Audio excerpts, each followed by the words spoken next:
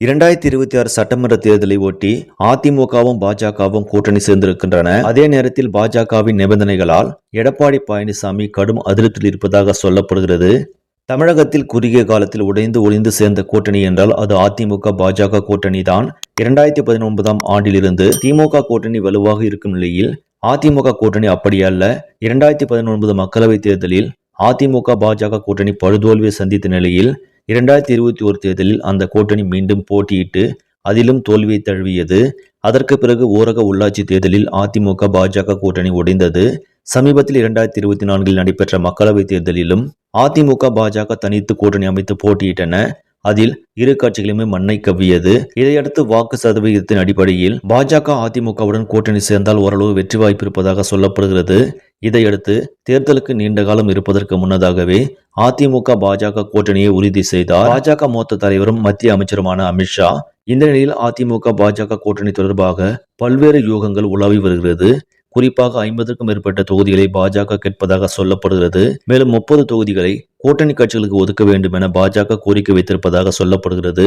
கடந்த சில தினங்களுக்கு முன்பு வெளியான தகவலின்படி ஒரு மக்களவை தொகுதிக்கு ஒரு சட்டமன்ற தொகுதி என பாஜக கேட்பதாகவும், குறிப்பாக கன்னியாகுமரி, கோவை, சென்னை உள்ளிட்ட பகுதிகளில் கூடுதலாக சீட்டுகளை தர வேண்டும் எனவும் 40 சீட்டுகளுக்கு மேல் பாஜக எதிர்பார்க்கிறது என செய்தி வெளியாகி உள்ளது. ஆனால் 20 சீட்டுகளுக்கு மேல் ஒதுக்க முடியாது என எடப்பாடி பழனிசாமி திட்டவட்டமாக கூறியதாக சொல்லப்படுகிறது. இது ஒரு புறம் இருக்க, தற்போது மேலும் ஒரு தகவலானது வெளியாகி உள்ளது. அதாவது ஆன்மீக நகரங்கள் பாஜக செல்வாக்கு இருக்கும் பகுதிகளில் அதிக தொகுதிகளை பாஜக கேட்பதாக சொல்லப்படுகிறது. இது தொடர்பான ஒரு லிஸ்டை அமித்ஷா தமிழக பாஜக தரப்பு மூலம் எடப்பாடி பழனிசாமிக்கு கொடுத்ததாக சொல்லப்படுகிறது. அதில் பெரும்பாலானவை அதிமுக வசம் அல்லது அதிமுக வலுவாக இருக்கும் தொகுதிகள் என்பது குறிப்பிடத்தக்கது. அந்த வகையில் காஞ்சிபுரம், ஸ்ரீவில்லிபுத்தூர், பழனி, ஸ்ரீரங்கம், மதுரை, திருவாரூர், கும்பகோணம் உள்ளிட்ட தொகுதிகளை பாஜக கேட்பதாக சொல்லப்படுகிறது.